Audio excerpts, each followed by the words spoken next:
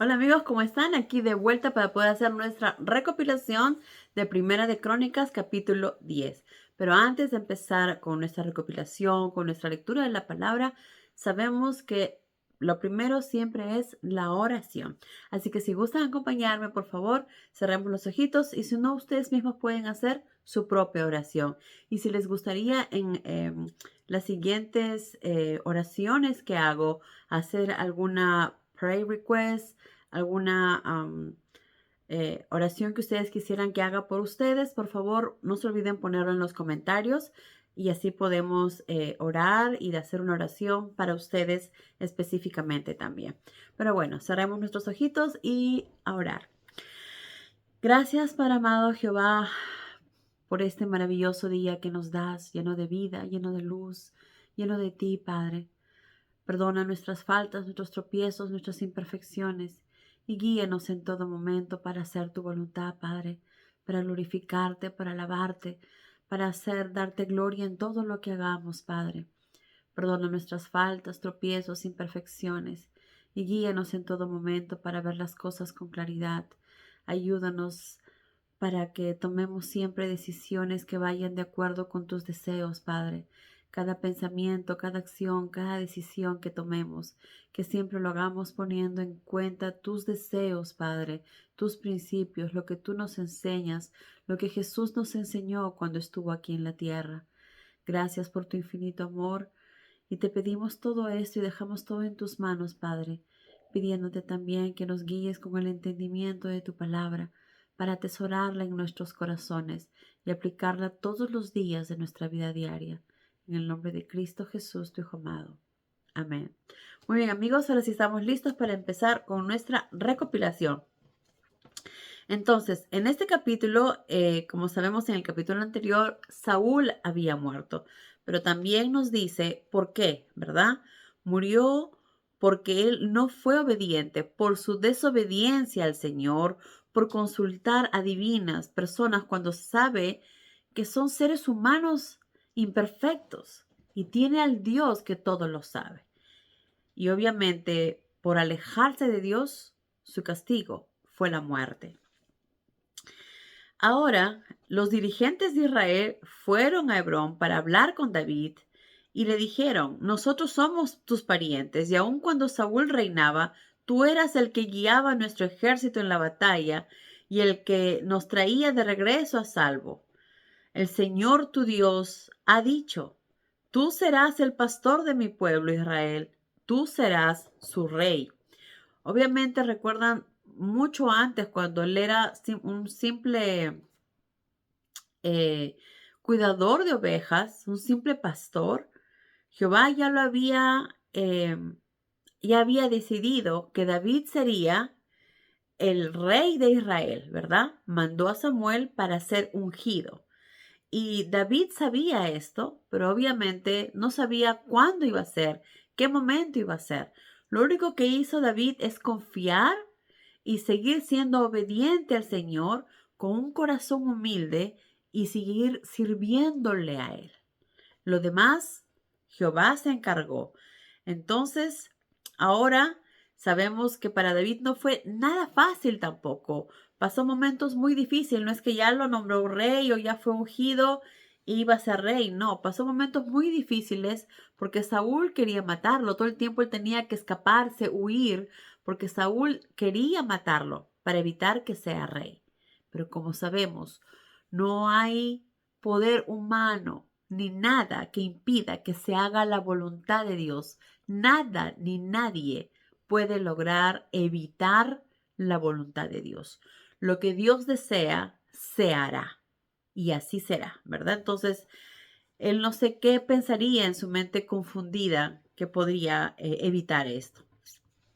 Entonces, llegó el momento y David hizo un pacto con ellos. ¿Quiénes eran ellos? Sabemos que son los dirigentes de Israel.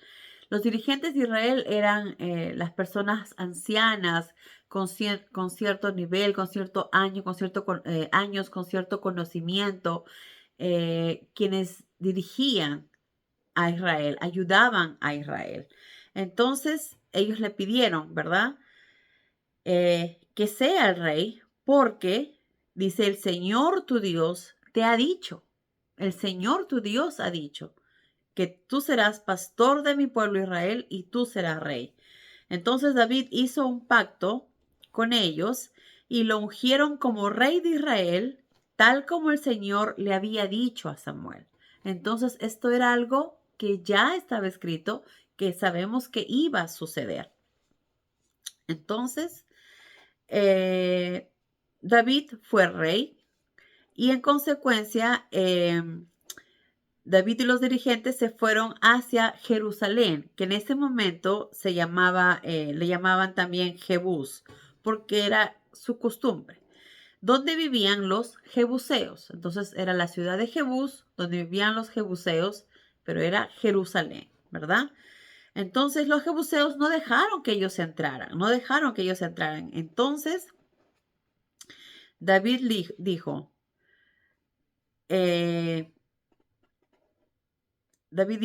el primero que derrote a los jebuseos será ascendido a comandante en jefe.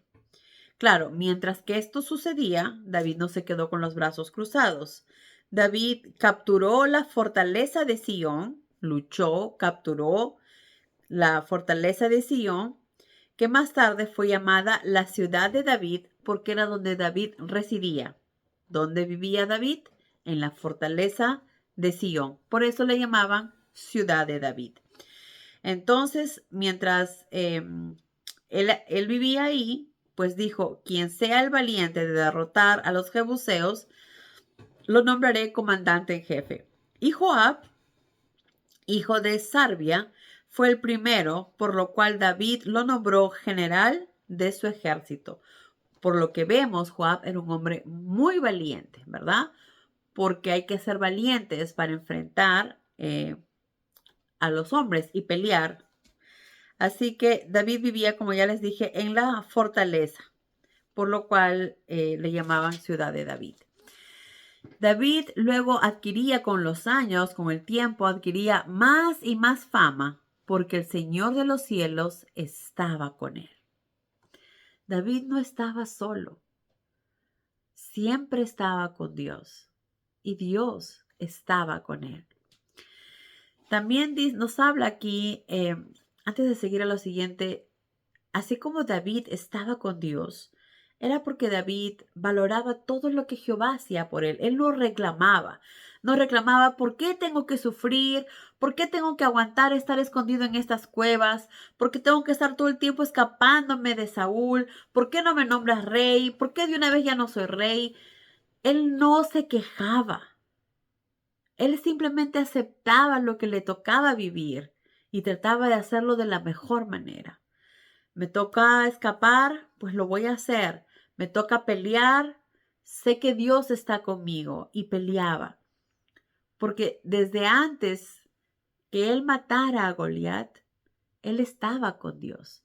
Porque cuando él cuidaba a sus ovejas, muchas veces tenía que pelear también con leones o matar a osos para proteger a sus ovejas. Entonces, desde ese tiempo, Jehová lo vio porque él estaba con él. David valoraba la naturaleza, estaba cerca a la naturaleza, a los animales, los cuidaba con amor, les daba el alimento, buscaba dónde llevarlos para que puedan tomar agua, comida.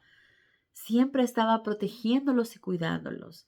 Siempre estaba cerca a la naturaleza, por lo tanto siempre estaba cerca a Dios, dándole gracias y gloria por el agua, por el alimento, por las ovejitas, por ayudarlos. Cada vez que tenía que matar a un animal, saber que Dios estaba con él porque lo estaba protegiendo, porque lo estaba cuidando. Cuando llegó el momento que lo nombraron, que iba a ser ungido, que fue ungido y que iba a ser rey, jamás reclamó, jamás dijo nada. Simplemente dejó todo en las manos de Dios y era obediente a Él y hacía su voluntad y hacía las cosas como Dios deseaba, siempre con un corazón humilde. Jamás dijo voy a ser rey y entonces ya se creía el mejor, ya no quería trabajar. No, al contrario, siempre seguía humilde y obediente a sus padres. Siempre seguía cuidando del rebaño. Un día cuando sus hermanos estaban en el ejército peleando, su padre le dijo, lleva estos alimentos para ellos porque quiero saber cómo están. Él nunca se quejó, nunca dijo, ¿por qué yo ya voy a ser rey, no voy a ir? No, fue humildemente llevando alimento a sus hermanos. Entonces, todo en la vida, David jamás se quejó, siempre aceptó de buen agrado, pero siempre sabiendo que estaba con Dios.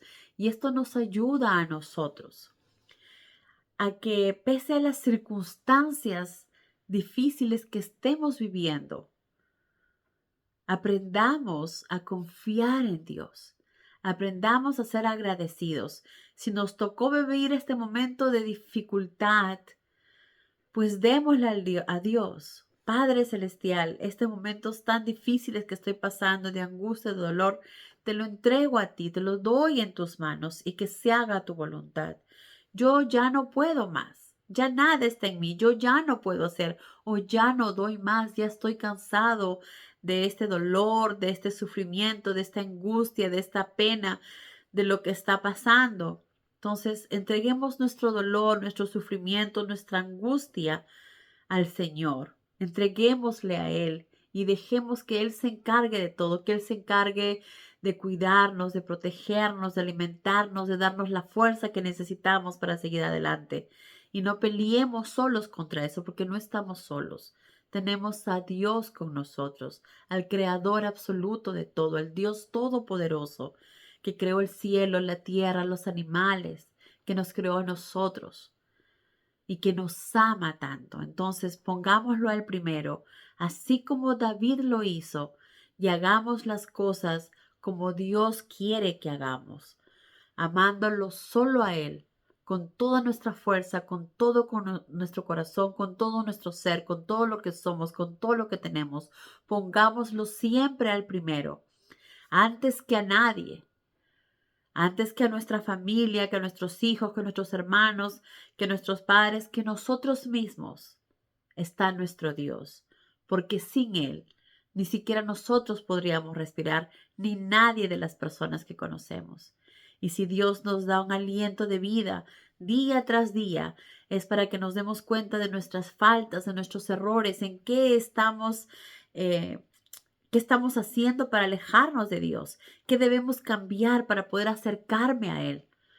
Es el momento ahora, amigos, que tenemos que reaccionar, que tenemos que abrir los ojos y darnos cuenta que ya estamos viviendo los últimos tiempos, que ya el inicuo, que ya el anticristo ya está entre nosotros. Entonces, cuando a Jesús le preguntaron, ¿cómo podemos saber quién viene de ti y quién no? Y Jesús dijo, a través de sus acciones. Entonces, tengamos los ojos y los oídos bien abiertos. No veamos las cosas como el mundo nos hace verla o como nosotros creemos que la podemos ver o que está bien. Pongamos a Dios primero y hagamos las cosas y veamos las cosas como Dios las ve. Oremos en todo momento para que Dios nos ayude a ver las cosas con claridad y nos haga ver las cosas como realmente son. Ahora, en la actualidad, estamos viviendo tiempos muy difíciles porque el anticristo ya está acá y lo que él quiere es confundirnos.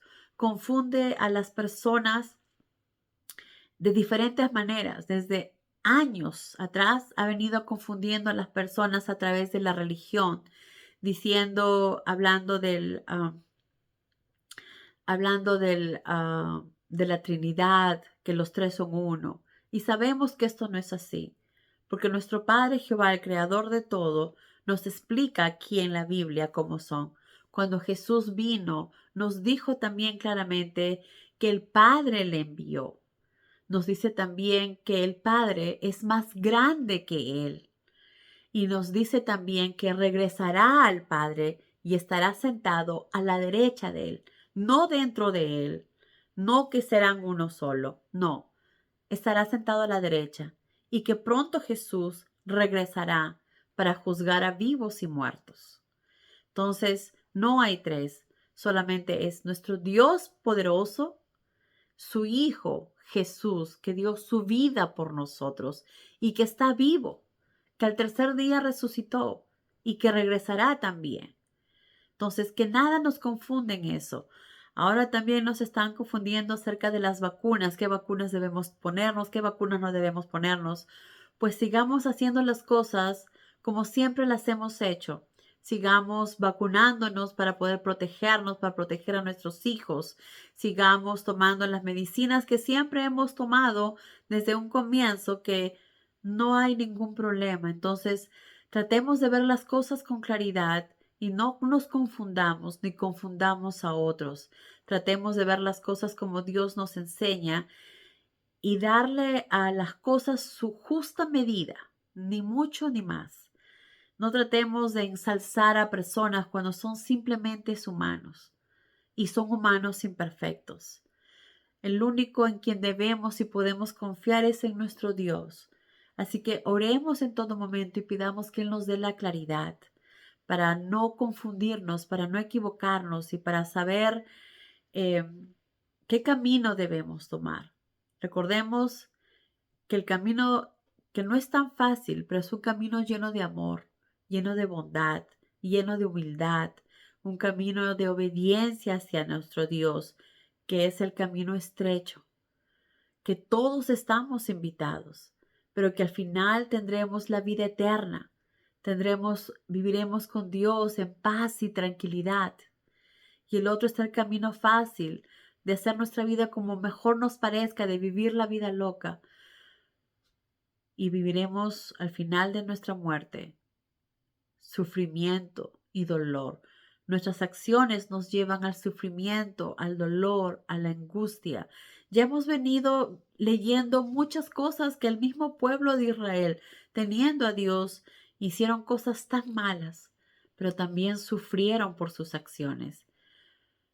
Pero nosotros ahora tenemos que tomar también la decisión. Vamos a seguir cometiendo los errores que ellos también cometieron, alejándose de Dios, adorando ídolos, orando a otros dioses, a figuras hechas por el hombre. Porque está escrito que Dios dice que solo a mí me adorarás, solo ante mí te inclinarás, ante nadie más. Porque Él lo merece todo, porque todo le pertenece a Él. Y no te inclinarás ni adorarás imágenes hechas por humanos, ¿verdad? Imágenes de personas, de animales, del cielo, del sol, nada de eso. Entonces, qué importante que es ahora, más que nunca, estemos enfocados en lo que realmente es importante, hacer las cosas como Dios nos pide, permanecer siempre fuertes, pedirle fortaleza, tratar de hacer el bien sin mirar a quién, de ayudar a nuestros hermanos a acercarse más a Dios, a conocer su palabra, a saber que hay un Dios todopoderoso que los ama, que solo tenemos que acercarnos a Él a través de su palabra. Leamos la Biblia. Oremos a Dios para que nos guíe a través de su Espíritu Santo, para que nos dé el entendimiento.